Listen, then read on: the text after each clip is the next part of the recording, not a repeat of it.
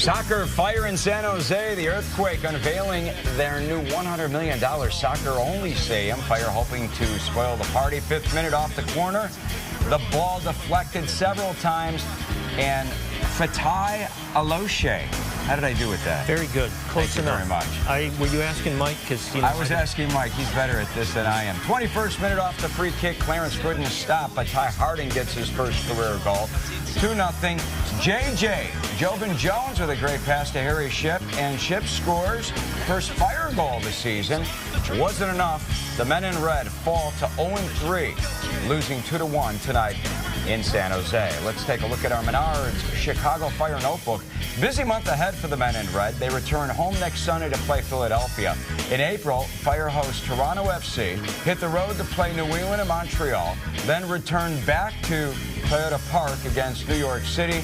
Go out and support the Fire, will you please? Welcome back, Luke Canellis, Barry Rozner, and joining us here in studio today, midfielder Mike Magee.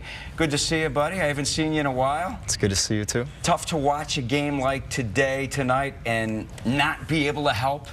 It's very tough, yeah. Obviously, result is frustrating, and my personal situation being hurt's, you know, not something I'm happy with. Well, where are you now? I know you had the labrum surgery in your hip, and you had a meniscus in your knee as well. How are you coming along with those? It's coming along great. You know, obviously, you know, even though it's only been 6 months, which they told me it would be that long, it's still weighing on me. Every day feels like a month, and you know, it's obvious when we're getting you know, bad results, it feels even longer. But I'd say I'm 6 weeks away from playing any game. Well, you played with it for a long time, didn't you? I mean, you had problems for what, the last 4 or 5 years, and you played through it, which earned you an MVP and a couple of championships and all sorts of good things. But playing hurt is tough, isn't it? It's really exciting to you know, think now that I'll be playing pain-free once this is all gone. So it wasn't fun to play like that at times, but you know, like you said, it won me a couple cups, and now my hip will get healthy, and now I can win one with Fire. When you're playing hurt, though, I mean, that affects how you train, that affects how you heal. I mean, that could not have been real easy trying to work through that, and you don't want to, you know, you don't want to tell everybody you're hurt, so you're probably not talking about it much. The worst part is when you're getting bad results, and you want to suck it up and be tough, and you want to help the team win, and then you realize when you're playing through injury and you're not 100%, I was probably hurting the team at times last year, which is the worst part. And I'm trying to do more, and really I was probably doing a lot less than the team should have been getting from me. And you were coming off the MVP season back in 2013. So last year you scored just the 7 goals, and really there was no talk about the injuries that you were going through. And I remember reading an article where someone was questioning, you know, your intensity on the field. Actually, I remember them accusing you of being lazy. And knowing you like I do, I'm like, it can't be possible. But no one really talked about the injuries you were going through. As you look back on that, Mike, number one, did you hear those things, and did it bother you? And number two, do you wish that maybe you guys were more public with your injury situation? Well, nothing bothered me more than my own play. You know, I wanted to do better, and to be fair, a lot of guys play hurt, and that's part of the game. You know, I don't know other guys' injuries, and I know I was doing my absolute best. And you know, one thing I'm not is lazy. You know, so whoever, I didn't know about that until you just said it. So I'll word with that guy. But that wasn't you. Was it? You? No, it wasn't me. No. But I had read the article, and I remember because you had such a great year in 2013. I'm like, all right, something's up, because he can't play as well as he did back in 2013 when he came to the Fire from LA, and then struggle like he is right now on the field. And there had been not much talk about what you were going through with the hip or anything else out there.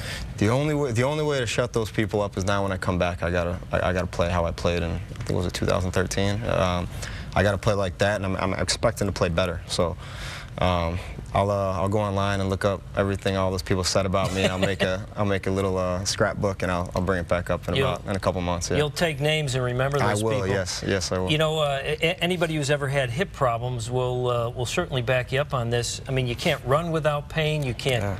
You know, running is sort of a big part of soccer. You can't kick. You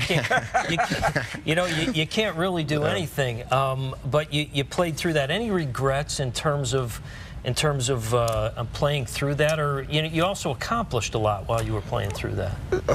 No, there's no regrets. I mean, obviously, if you could go back, you'd wish, you know, you took care of your body a little better. And not that I know if I could have prevented the surgery, but I wish I could have done more. I wish I could have done more, and you know, our fans deserve a team that wins and competes, and you know, I haven't been able to help them in that regard in over a year, so that's frustrating. Goals have been tough to come by for this team, not only this year but last year as well. Yeah. Why?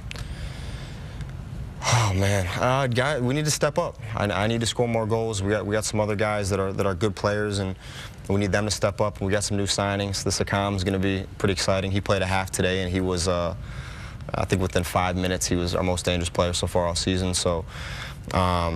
Is this a better team this year than what we saw last year? It's a much better team. And Tell me why. I hate to keep saying it because I would be impatient if I kept hearing it too, but the quality is just better from top to bottom. The players are better. We're more dangerous. Our defense is gonna continue to grow. Last year, even though today's a bad day talking about it because we conceded 2 goals early, but our defense is gonna be good, and they're gonna be solid, and our offense is we're gonna get going. When do you think you'll be back? I hate putting a date on it. No, but don't rush it now. Don't make any more mistakes. I'm thinking. My gut tells me I'll be playing in a game in about 6 weeks. Great. Great. I'm looking forward to it. Thanks for coming on out. It's good to see you. Thanks for having me. You'll look better out there on the field, okay? Yeah. All right. Mike Magee joining us here on The Final Word. We need to take a timeout. We know Jay Cutler's back as Bears quarterback, that's for sure. But what should the Bears do if Oregon quarterback Marcus Mariota is available when they select 7th in the NFL draft? Barry and the Drive's Pete McMurray discuss next.